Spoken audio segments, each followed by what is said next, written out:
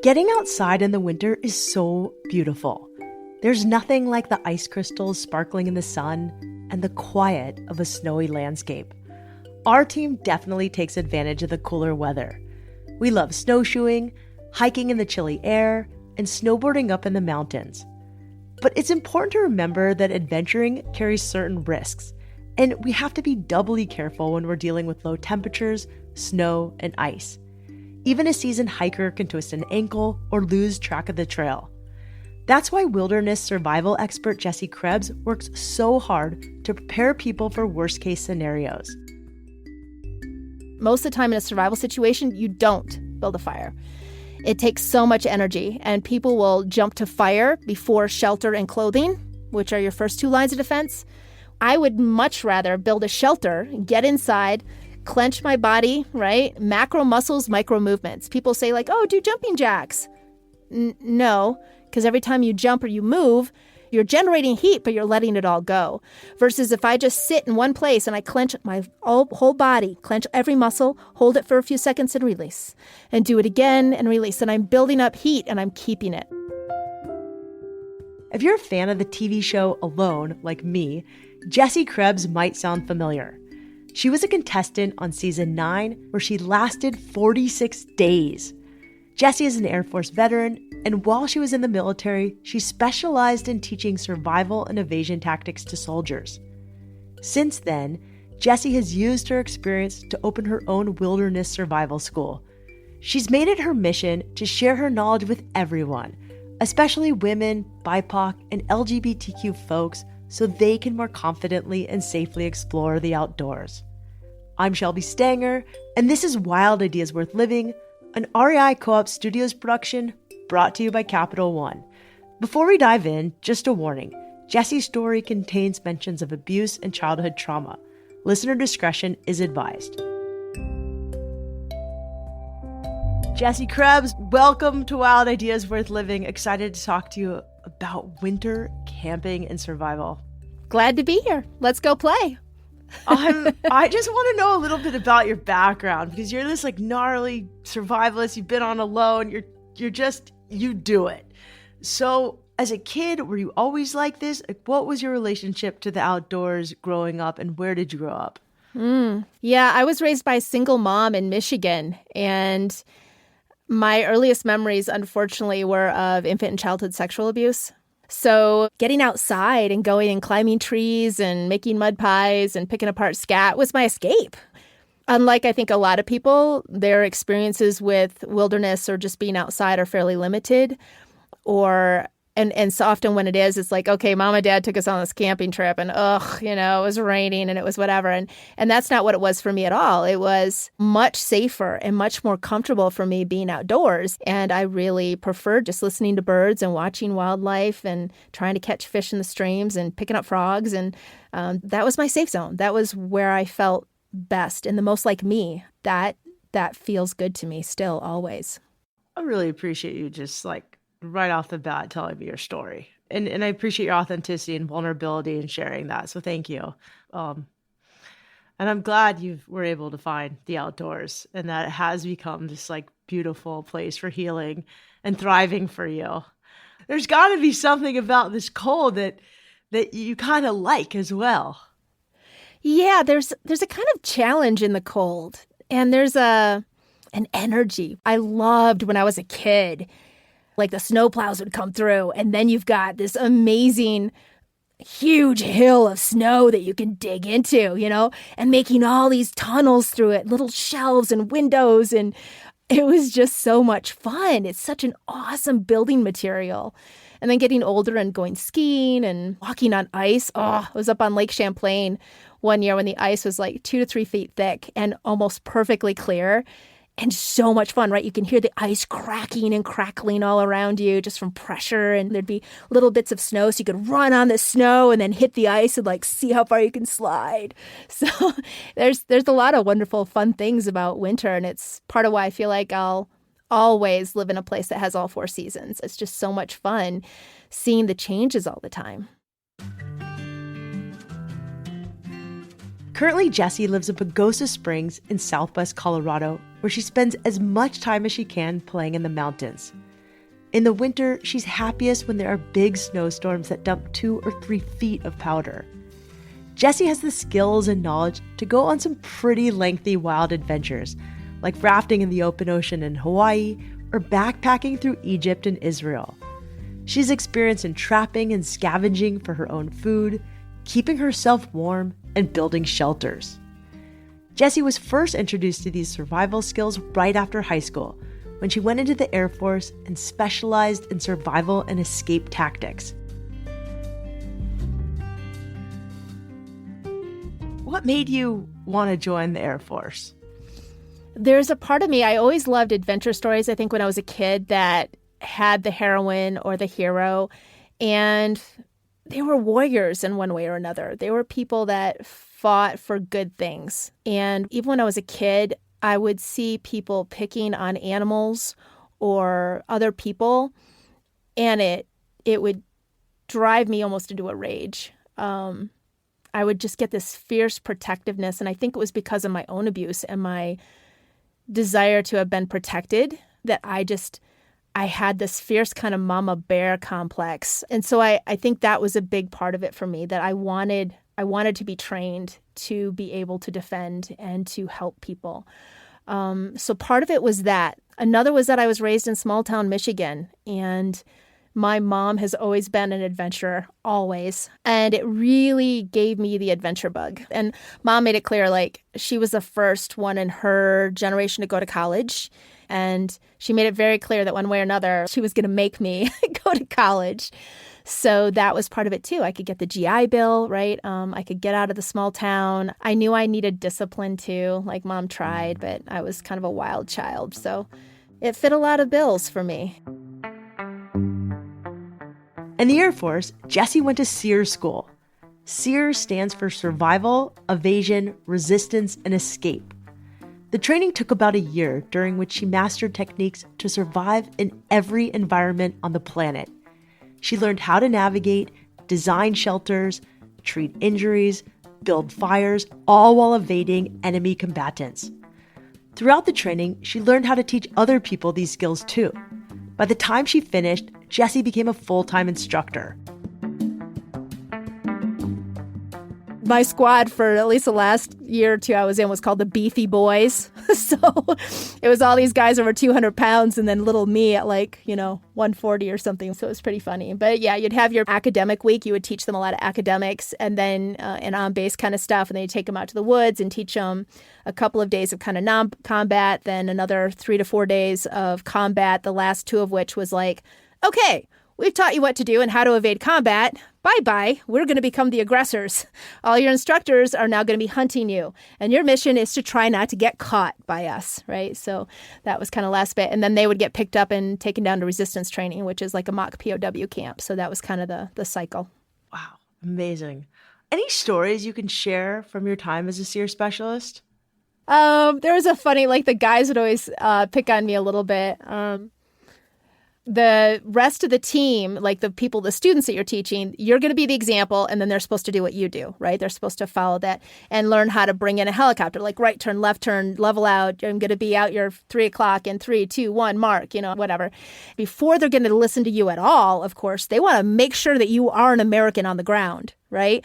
Not an enemy combatant who just speaks really good English pretending to be you on the ground. Otherwise, they could be guided right into death, right? So we have ISOPREP forms, isolated personnel reports, and the guys, the rest of the group, right, women and men that you're teaching, they would write down, hey,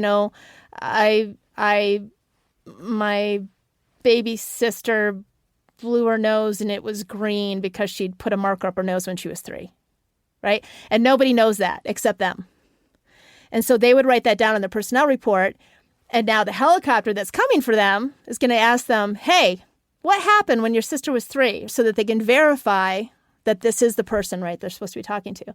Well, with the instructors, we would have had to do it every month. They would just ask us something that most Americans would know. And inevitably, they would tell me just to mess with me, right? They're like, sing the theme song to the Brady Bunch. So I'm always like, so you're all tactical, you got camouflage all over your face. Your students are sitting there listening. All right, this is really BA, right? We're calling it a helicopter in combat conditions. And I'm like, here's the story. of a lovely lady. Right? And I'm sitting there singing this stupid song, and they would do it to me for like 2 years solid. The pilots would always ask me to sing that stupid song.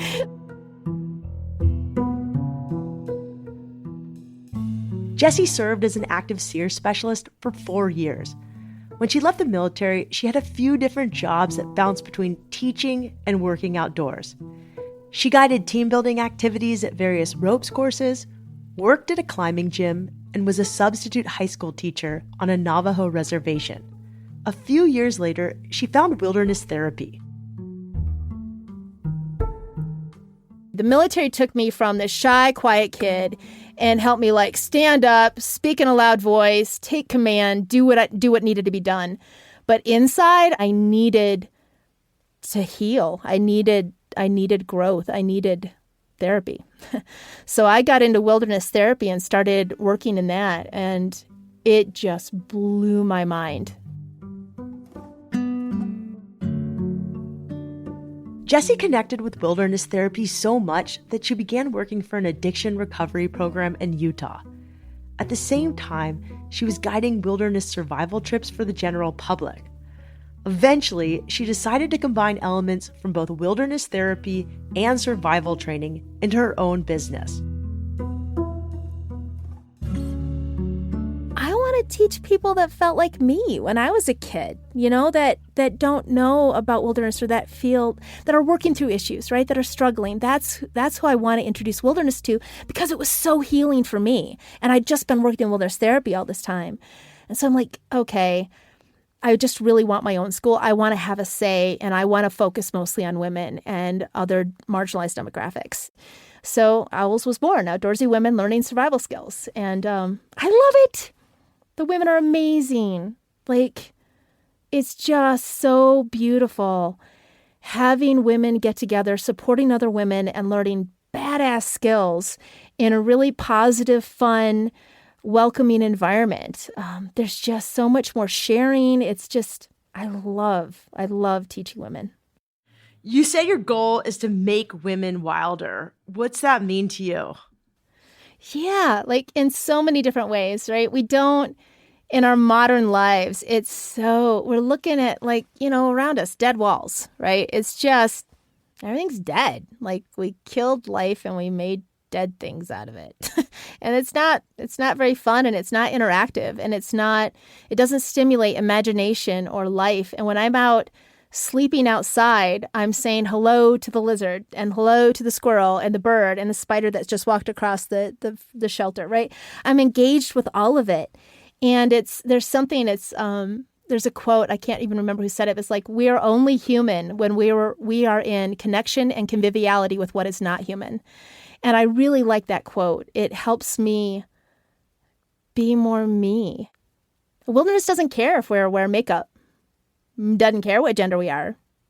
Doesn't care what our clothes look like, how much money we have. Doesn't care. What is more freeing than that? I work with women, and women have all these expectations, both of each other sometimes and of ourselves. And culturally, we have so many expectations. And what is it like to be able to let go of all those expectations? It puts us in an environment that's so expansive and creative, and so many things are happening all the time. It's just a beautiful space. Jessie's school is called Owls Skills, which stands for Outdoorsy Women Learning Survival Skills. She teaches courses that range from just one day to a week long and cover a wide variety of topics, like building a shelter, tying knots, and what to have with you when you're heading out to the wilderness. When we come back, Jessie shares her number one survival skill and some easy tips to help us stay safe outside.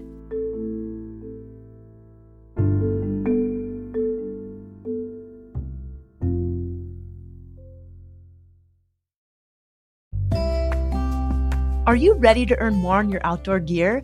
Check this out. The REI Co-op MasterCard is here to give you 5% back in card rewards on all of your REI purchases. That's right, every single REI purchase, from trending gifts to those sweet holiday deals. And here's the best part. You can redeem your rewards as soon as you earn them. So whether you're treating yourself to a new camp stove or surprising friends with the coziest winter socks, you'll have more rewards to use right away. That's why the REI Co-op MasterCard is the gift that keeps on giving. If you're ready to start earning, head over to rei.com/MasterCard-podcast to see if you're pre-approved. That's rei.com/MasterCard-podcast. Terms apply.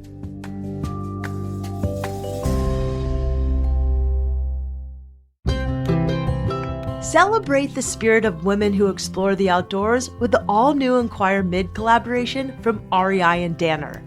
The exclusive Inquire Mid hiking boots are available in 3 limited edition colorways, great for hitting the trail or strolling through town. The Inquire Mid is fully equipped with Danner dry waterproofing, a stable trail guard platform, and a custom Vibram outsole, delivering incredible grip on wet and dry surfaces. Plus, with their all-new Woman's Precision Fit, you'll experience superior heel support and a roomier toe box for unmatched comfort. Whether you're heading up into the mountains or out for a cappuccino with friends, the Inquire Mid has you covered. And the cherry on top, you can extend your boot's life with Danner's recrafting services. Limitations apply. Check out the new Inquire Mid collection at your local REI or at rei.com today.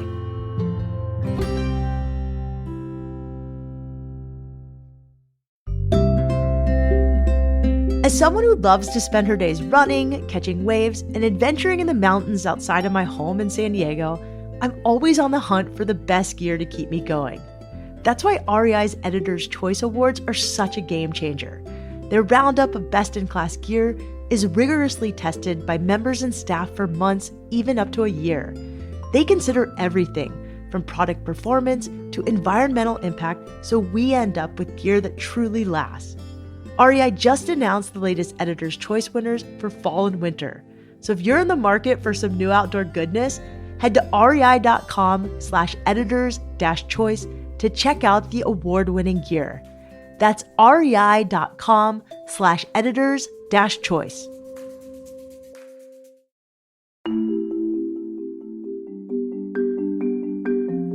Jessie Krebs is a wilderness survival skills expert.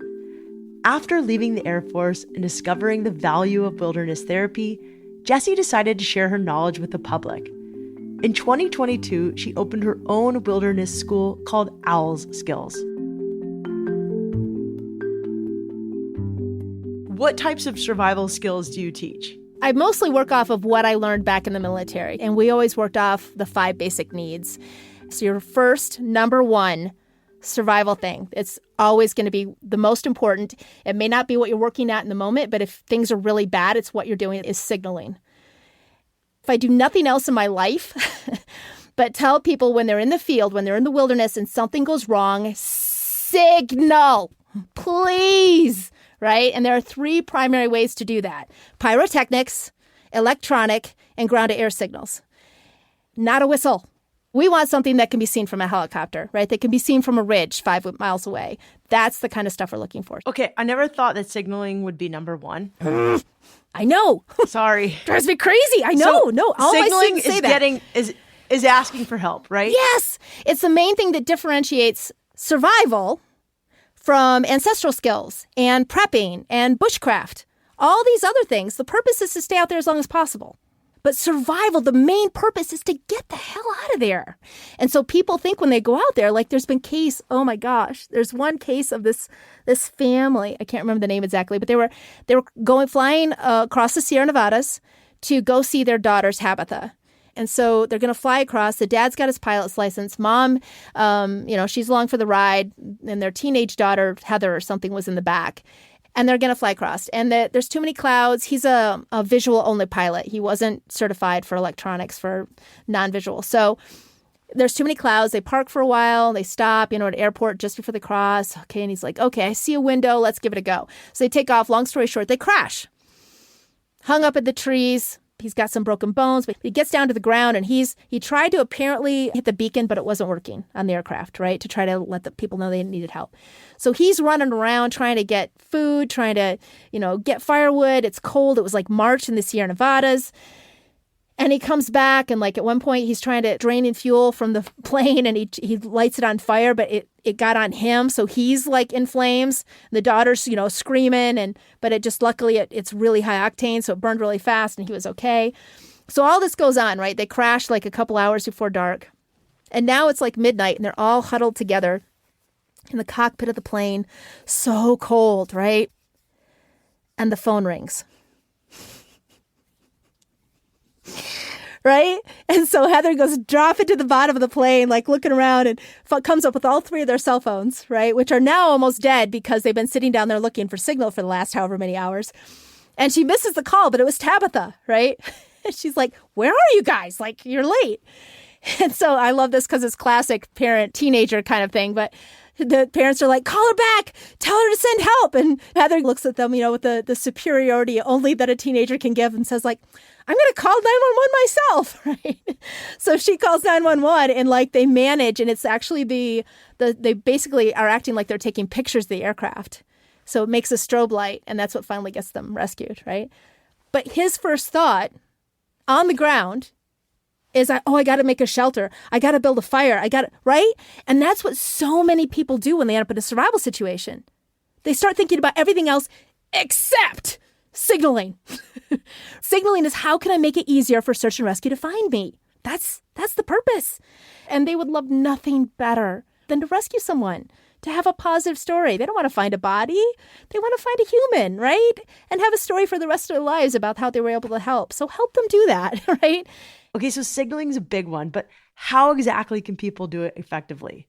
Yeah, so people think SOS. From the air, Mother Nature is lush.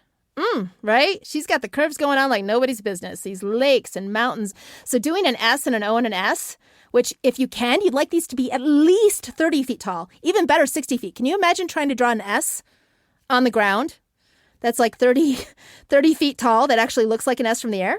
Right? And that's just one letter. So trying to do that 3 letters, right? So that's a lot of effort, very difficult to do, and they tend to blend into the Mother Nature. So what you're actually looking for is either a V or an X. X means specifically I need medical attention, and V just means I need assistance. If you think somebody might see it and not have any idea why there's a big V on the ground and won't come look for it, then somewhere off to the side, put a little tiny SOS if you want. But the V is what's going to catch their attention, right? Those straight lines. If you take nothing else away from this episode, remember that the number one most important thing to do in an emergency situation is to signal. Another is making sure you're warm enough. Jessie recommends relying on your clothing, equipment, and building a shelter before resorting to fire. A key technique is to optimize dead airspace. For folks who don't know, dead airspace is little pockets of air created by loose and layered clothing. That air heats up and stays heated because it's trapped in your clothes and can't really move around. You don't need clothing necessarily to create dead airspace. You find things around you that are going to keep as much loft as possible. Like in firecraft, we have pitchwood, which is also called sapwood or fatwood, and that's really dense and really good for firecraft. It's very carbon high. Versus punkwood, which is the stuff that you pick it up and it just crumbles. It's terrible for firecraft. But that punkwood, it's like cork. It's fantastic insulation. So if you go up especially to a dead standing tree, and especially in the wintertime, usually it's bone dry. And it's been so chewed out by insects, they're gone. There's nothing left for them to do there. So it's dry, corky wood, right? That's fantastic. I make a joke that the outdoor industry is trying to kill women. I just said dead airspace is what keeps you warm. What do most fashion designers do? Tight. Exactly. For women, it's got to fit our curves, right? So I'll say I'd rather be a live, shapeless lump than a cute corpse any day, right? So making sure that you buy, like when I buy clothes, if it's women's, I'm usually buying a size or two what people would consider too big, or I'm buying in the men's section. And that's so that I have plenty of dead airspace. So it can be a very thin, strong outer layer that I can cinch the wrists and the waist of and stuff it full of punkwood. Something to create dead airspace between me and that layer that would otherwise be sitting right on my skin. And that can create dead airspace. Most of the time in a survival situation, you don't build a fire. It takes so much energy, and people will jump to fire before shelter and clothing, which are your first 2 lines of defense. I would much rather build a shelter, get inside, clench my body, right? Macro muscles, micro movements. People say like, oh, do jumping jacks. No, because every time you jump or you move, you're changing out the dead air space in your clothing for cold air. So you're generating heat, but you're letting it all go. Versus if I just sit in one place and I clench my whole body, clench every muscle, hold it for a few seconds and release. And do it again and release. And I'm building up heat and I'm keeping it. So all those concepts around clothing and equipment and shelter come way before fire. So people, I think, get an inaccurate vision or concept of how easy or difficult it's going to be to get a fire going, especially in a survival situation. I think fire is sexy, and it is. That's what we all think. It is sexy, yeah. Aside from your clothing, shelter and fire are other ways to stay warm. But remember that fire is fickle. Without a shelter to protect it, fire can be hard to start and can extinguish easily depending on the conditions. In addition to signaling and warmth, it's important to think about water and food. Jessie says that staying hydrated is much more important than finding food, unless you have a health condition like diabetes. Don't eat unless you have a water source available. Digestion requires a lot of water, so if you're already not doing well, you're already starting to get dehydrated, by eating, you just dehydrated yourself a lot more. It's also valuable to know some basic navigation techniques, like scouting or using a compass. And of course, it's crucial to keep your mental and physical health intact. Each situation is unique, so aside from signaling, your plan of action depends on your most crucial needs. For example, if you're hurt, it's important to tend to your injury before trying to find drinking water. All of this information can feel overwhelming, but Jessie has lots of great tips to help us break it down. Winter is right around the corner. Any advice you can give to listeners as we prepare for our winter adventures? Oh, there's so many things we can talk about. Signaling is really easy. If you end up in trouble in the winter, grab a little bit of food dye. If it's bright red, especially against the snow, is great. But you just put a little bit of food dye right in your pocket.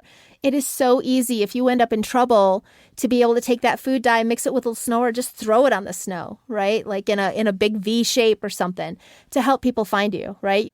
You know, all of us want to go winter camping, or many of us do. And so most of us are just going to have like a tent and we're going to be outside. For some of us, it's going to be snowy. For some of us, like me in San Diego, it's just going to be really cold. What tips, just besides like the ones you gave us, can we also use to stay really warm? If your sleeping bag is too long, I turn the sleeping bag inside out and then tie a string about 6 inches, 8 inches, whatever, up from the bottom, tie it off and then flip it right side out again.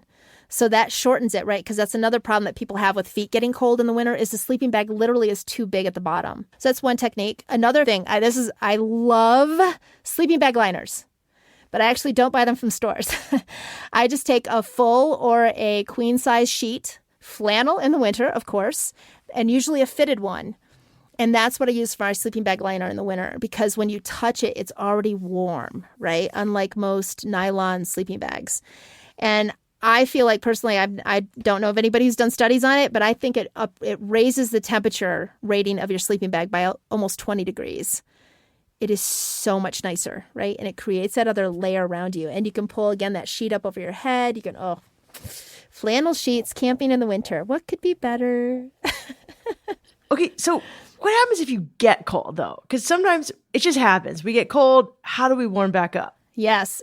Exercise is always going to be your best way to do that. But again, like, because we can generate, I think it's up to 18 times the amount of heat just by exercising, right? So we'd say when you take a first wilderness first aid or first responder course, if people are starting to go hypothermic, which means the umbles, right? Mumbling, stumbling, fumbling with things. So if you see the umbles in yourself or other people, that's a big red light, right? So if you notice umbles at all, we would say feed them and beat them, right?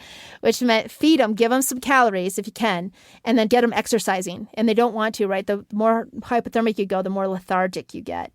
And so if they're still conscious enough to kind of move around, make them like do the toe dance, where you're trying to touch each other's toe and dancing back and forth, or jumping jacks or whatever, and do that initially, but then you want them to conserve that heat. So then doing the micro movements, macro muscles. So getting them in a sleeping bag, lots of insulation, right? And just crimping everything together, holding and release, hold and release. If you're in good shape, then you can also do like hot water bottles. Personally, I love hot rocks are my favorite thing. I'll take a rock and heat it up in the fire. Be careful because if it's wet, it can explode. But I've used those for years and years and years in the wilderness, especially in the desert where it's not that wet because it's the water inside the rock that makes it explode. But those are fantastic. That is amazing. Is there any like pieces of equipment that we should bring with us, besides layers and a water bottle, especially for winter, that we might not take with us in the summer? Yeah. So anytime you're going on a hike, every time you're going on a hike, you're taking a survival kit. And your backpack is not your survival kit. Many people have lost their backpacks, either crossing a stream or in an avalanche, set it down, couldn't find it again, right? And now they have nothing because they were thinking of everything I need is in my backpack. I'll be fine. So making sure you have a survival kit. And in the wintertime, that survival kit is going to be a little beefier. It doesn't necessarily have to be heavier, but it needs to have some way to get insulation. So especially around where I am in Colorado, we have a lot of 14ers, right? Peaks over 14,000 feet. And around 11,000 feet, you lose the trees. So when you get up above that, there's nothing but snow and rock. And so people have really gotten in trouble because they had no way to sit down or even lay down. They could build a shelter out of snow, but they can't sit in it, or they're sitting on the snow and they're getting cold, right? They're freezing. So just taking, it doesn't have to be much, but if you just take a poly pad, right, which is a closed cell foam, just big enough for your butt that you can fold down in this little square, right, that's like 6 inches by 6 inches, and you tuck that into a survival kit. That is something definitely for winter. The wide mouth water bottle, right? Usually you don't need to worry about like water disinfectant so much in the wintertime if you're in a snowy environment, right? If you're getting it from groundwater, from streams or lakes, you would still want to have some kind of disinfectant, which I usually use iodine. So that's always good. Some way to get insulation, right? So even if you're going to go out there and it's like, oh, it's a nice warm winter day, it's like 50 out and I'm going to go out in like my t-shirt. Day hikes are the most dangerous because people don't take enough to stay overnight, right? So if they get in trouble and they break something, they twist an ankle, they got lost, and now they're stuck out overnight, they don't have enough equipment with them to stay alive. So having, again, even if it's just the lightest lightweight windbreaker, that's a size or two too big for you, right? Or full rain gear if you can. That's really, really lightweight, but too big that you can stuff with other insulation if you really have to, if you end up in trouble. And depending on the environment, you may also want just a space blanket that you can put up into a shelter and also makes an excellent signal. Jessie also says that it's great to pack extra calorie-dense food, even for a day hike. And remember, you should always tell someone where you're going and when to call emergency services if they don't hear from you. Jessie has lots of knowledge and skills to share. If you want to learn more and find out about her courses, follow her on Instagram at owls.skills. That's OWLS.SKILLS. We'll also link to a bunch of the items Jessie mentioned in our show notes, like a space blanket, sit pad, lightweight windbreaker, and wide mouth water bottle. If you liked this episode, you might also like our interview with Kylan Maroney, an alone contestant who now lives and guides people on adventures in remote parts of Canada. As always, we'll link to that episode also in the show notes. If you're inspired by Jessie or have some fun winter adventures coming up, we'd love to hear about it. Send us an email at podcast@rei.com or leave us a comment or review on your favorite podcast app. Wild Ideas Worth Living is part of the REI Podcast Network. It's hosted by me, Shelby Stanger, produced by Annie Fassler, Sylvia Thomas, and Sam Piers Nitzberg of Puddle Creative. Our senior producers are Jenny Barber and Hannah Boyd. Our executive producers are Paolo Motola and Joe Crosby. As always, we love when you follow the show, take time to rate it, and write a review wherever you listen. And remember, some of the best adventures happen when you follow your wildest ideas.